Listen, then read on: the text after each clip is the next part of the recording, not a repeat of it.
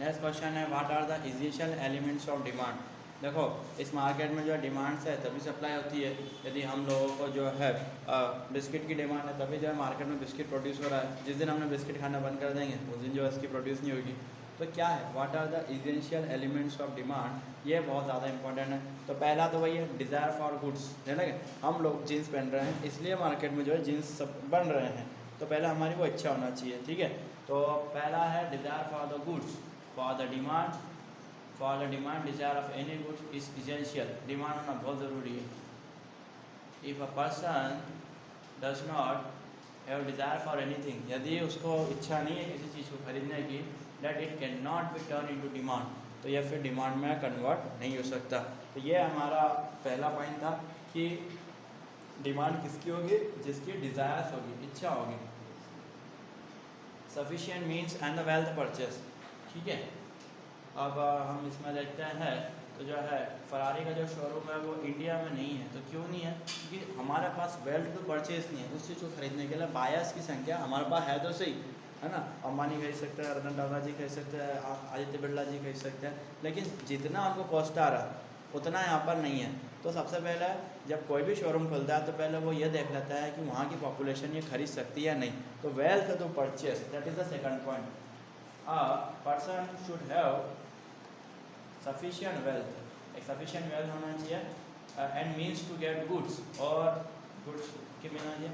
Otherwise he she can not fulfil his want, otherwise वो उसकी ज़रूरतों को पूरा नहीं कर पाएगा, उसकी ज़रूरतों को पूरा नहीं कर पाएगा। अब अगला है next point, eagerness to spend, ठीक है।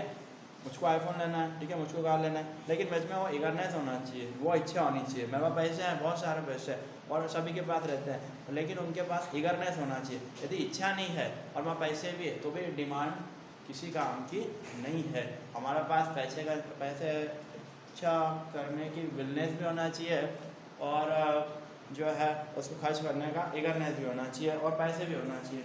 अ person should be willing to use means और wealth to fulfil his demand. तो हमारे पास इच्छा होना चाहिए, विलिंग होना चाहिए, otherwise it will remain only desire not a demand. तो क्या वो डिज़ायर रह जाएगी ना, इच्छा रह जाएगी, उसकी डिमांड नहीं रह पाएगी, ठीक है। तो ये आई होप कि 3 पॉइंट्स आपको अच्छे समझ में आ गए होंगे। नेक्स्ट क्वेश्चन है हमारा limitation of, what are the limitation to the law of demand. अभी हमने देखी थी कि क्या क्या चाहिए, इसके बाद हमको लिमिटेशन देखना है कि डिमांड की क्या, क्योंकि पूरा चैप्टर डिमांड पर है। पहला है given goods. Given goods means होता है ज़रूरी चीज़ें। फॉर एग्जांपल यदि कुछ चीज़ें हैं जिनकी कीमत जिनकी यदि किसी की इनकम डिक्लाइन होगी तो वो ऐसा गुड्स नहीं खरीदेगा। ज़रा समझते हैं इसको। If the price of basic goods on which poor spend large part of their income, ऐसी कोई चीज़ जिस पर गरीब अपना अधिक से अधिक पैसा खर्च करता है, जैसे हम गेहूँ की बात कर सकते हैं, ठीक है, चाय की बात कर सकते हैं, शक्कर की बात कर सकते हैं। The poor increase the demand of superior goods, तो वो उस चीज़ को खाना बंद कर देगा। जबकि ऐसा है कुछ चीज़ों में कि डिमांड बढ़ती है तो प्राइस भी बढ़ती है, लेकिन यहाँ पर वो केस उल्टा हो जाता है। यदि आपने गेहूँ की कीमत को इतना बढ़ा दिया कि गरीब खाएगा ही नहीं, तो वो जो है गेहूँ खाना बंद कर देगा, वो फिर मक्के की तरफ स्विच हो जाएगा। यदि दूध आपने महंगा कर दिया है तो वो इसका मिल्क पाउडर पीने लग जाएगा।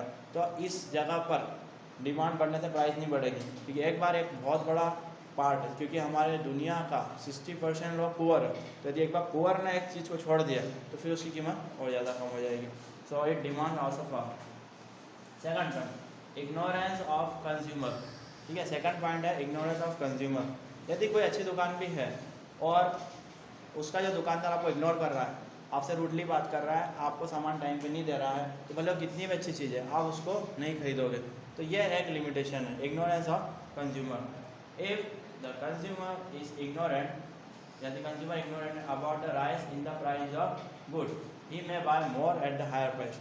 और इसमें एक और है, यदि किसी को लग रहा है कि ये प्राइस बढ़ रही है और ज़्यादा भी बढ़ेगी तो वो उसको खरीदता है। जनरली ऐसा होता है कि जब कीमत बढ़ जाती है तो हम सप्लाई जो है हम उसका इस्तेमाल करना कम कर देते हैं। फॉर एग्जांपल जब पेट्रोल की कीमत बढ़ गई तो मैंने अपनी बाइक को चलाना थोड़ा कम कर दिया, अब ज़रूरी कामों के लिए मैं बाइक का इस्तेमाल करता हूँ। लेकिन गोल्ड का प्राइस बढ़ गया और मेरे को आगे से ऐसा लगा कि इसकी कीमत और ज़्यादा बढ़ सकती है, तो और ज़्यादा कीमत होने के बावजूद भी मैंने इसको ख़रीदा क्योंकि मैं इसका एक्सपेक्ट कर रहा था कि जो है ये और ज़्यादा बढ़ेगा। तो डेट इज़ का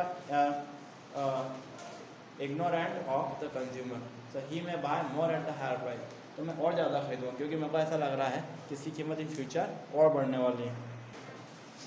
हाँ, तो एक और जो है इम्पोर्टेंट क्वेश्चन है, right the two constitute affecting the elasticity of demand, मतलब डिमांड किस चीज़ पर इफेक्ट करती है। तो पहला है सब्सटीट्यूट गुड्स, है ना। अब एक यदि प्राइस बढ़ रही है, ठीक है, तो उसकी डिमांड कम हो जाएगी, लेकिन एक केस इसका उल्टा भी हो सकता है, सब्सटीट्यूट गुड्स, मतलब यदि पेट्रोल की कीमत बढ़ रही है तो हम जो है फिर डीजल वाली कार खरीदने की कोशिश करेंगे, और यदि डीजल की कीमत बढ़ रही है तो हम पेट्रोल की कार खरीदने की कोशिश करेंगे।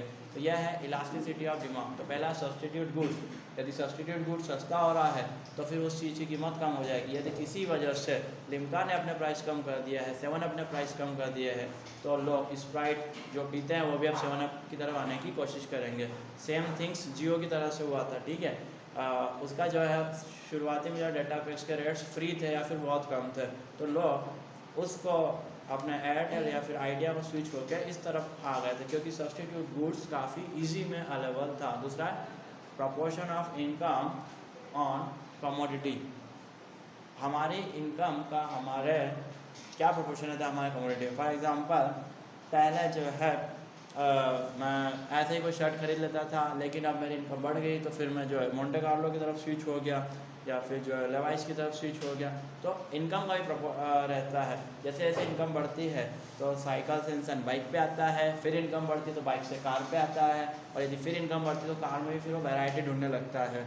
फ़ैन से वो कूलर में आता है, कूलर से वो एसी में आता है, फिर वो ऐसी क्वालिटी पे आता है। तो एक इनकम भी जो है डिमांड को इफेक्ट करती है। यदि इनकम जितना ज़्यादा बढ़ेगा तो एक हाई वैल्यू का गुड का वैल्यू इतना ज़्यादा बढ़ेगा। नेक्स्ट है state the importance of law of demand. Law of demand क्यों ज़रूरी है। पहला तो है helpful in determination of price, भाई जिसकी डिमांड बढ़ रही है उसकी कीमत भी बढ़ेगी तो हम डिटर्मिनेशन कर सकते हैं। जैसा है अभी रिलायंस ही चल रहा है, तो अभी इसके स्टॉक के प्राइस भी बहुत ज़्यादा बढ़ रहे हैं, तो जो है सारे जो ट्रेडर्स रहते हैं, ब्रोकर्स रहते हैं, वो अपने पॉजिटिव फीडबैक उस स्टॉक पे देते हैं। दूसरा हेल्पफुल इन टैक्सेशन, सरकार को लगता है कि ये चीज़ यदि लोग ज़्यादा खरीद रहे हैं तो सरकार उस पर टैक्स लगाएगी। जैसे अभी सबसे इसेंशियल थिंग्स है हमारी पेट्रोल, तो जब पेट्रोल लोगों को लगा कि इसेंशियल चीज़ है तो उस पर फिर जो है टैक्स से लगा दिया गया। और जो बहुत ज़्यादा ज़रूरी चीज़ है जैसे गेहूँ की बात कर रहा हूँ, मिल्क की बात कर रहा हूँ, तो यह यदि बंद हो जाए तो एक तरीके से एक बहुत बड़ा प्रोपोर्शन भूखा ही मर जाएगा। तो सरकार इस पर कोई टैक्स नहीं लगाती, इसलिए गेहूँ और मिल्क है या शुगर है ये हमको बहुत ही ईजी से अवेलेबल हो जाती है। अगला बहुत ही इंटरेस्टिंग और बहुत ही अच्छा topic, that is what do you mean by utility. Utility में तो होते हैं हमारे सेटिस्फाइंग पावर। फॉर एग्जांपल यदि समोसे या कचौड़ी खाने की बात हो तो 2 कचौड़ी या 2 समोसे खाने के बाद जो है मेरी अब उसको खाने की इच्छा ख़त्म हो जाती है। पर यदि मैं एक ही खाता हूँ या आधा ही खाता हूँ तो मेरी जो है कुछ ना कुछ विश उसमें रह जाती है। तो utility is a want satisfying power of commodity. Commodity की जो है आप कितना खाए वो आपको बताता है utility. It refers to the amount of satisfaction, ये हमको बताता है कि कितना ज़्यादा सेटिस्फेक्शन होगा। Consumer receive from the consumption of a goods और सर्विस, हम कितना उसको रिसीव करें कि हमको सेटिस्फेक्शन हो जाए। जैसे सर्विस की बात करें तो अभी डेटा पैक्स की बात निकलती है, भाई यदि 1.5 GB मिल जाए तो इट्स ओके, 2 GB मिल जाए तो मेरा कोई काम का नहीं। तो मेरी सेटिस्फाइंग पावर क्या है 1.5 GB, बिकॉज ये मेरे को रिक्वायर्ड होता है मेरे स्टॉक ट्रेड करने के लिए, ठीक है, दूसरे और यूट्यूब देखने के लिए या फिर इस तरह की वीडियो रिकॉर्ड करने के लिए। तो हमारी सेटिस्फाइंग पावर क्या है, तो मैंने बताया अब रोटी खाने की हमारी एक सेटिस्फाइंग पावर रहती है कि 4 रोटी खाएंगे तो ही हमारा पेट भराएगा, 4 के बाद कोई मतलब नहीं है, 3 खाएंगे तो रह जाएगा। तो ये है हमारी यूटिलिटी। तो ये जो है क्वेश्चन बड़ा इंपॉर्टेंट है, तो इसको याद।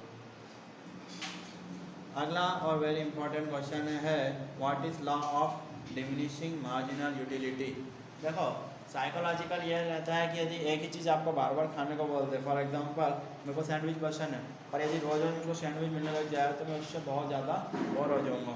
तो psychological intensity of desire of a goods of a commodity tends to decrease as more and more unit of commodity are consume. तो जैसे जैसे हम उसका और ज़्यादा कंज्यूम करते रहेंगे तो जो है हमारे इंटेंसिटी जो है उसको पाने की क्षमता कम हो जाएगी, ठीक है। तो यह है law of diminishing of unit. Marginal utility मतलब डिमिनिश में से होता है कम होना, एंड यूटिलिटी मैंने आपको बताया था इच्छा। तो यदि हम बहुत ज़्यादा एक ही चीज़ का कंजप्शन करेंगे तो उसको जो है उसकी डिज़ायर हमको कम होते रहेगी। According to every successive unit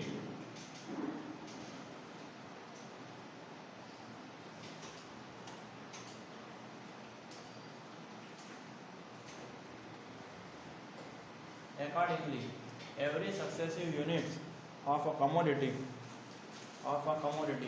means commodity modify commodity offer less and less satisfaction। जैसे जैसे हम यदि हमको भूख लगी, हमने एक समोसा खाया, हमको अच्छा लगा, फिर हमने नेक्स्ट खाया तो उसमें हमको लेस सेटिस्फेक्शन होगा, फिर हमने उसको खाया लेस सेटिस्फेक्शन। तो community offer less and less satisfaction. It means marginal utility, MU means होता है marginal utility. It means marginal utility tends to decline as consumption increases of the community increases.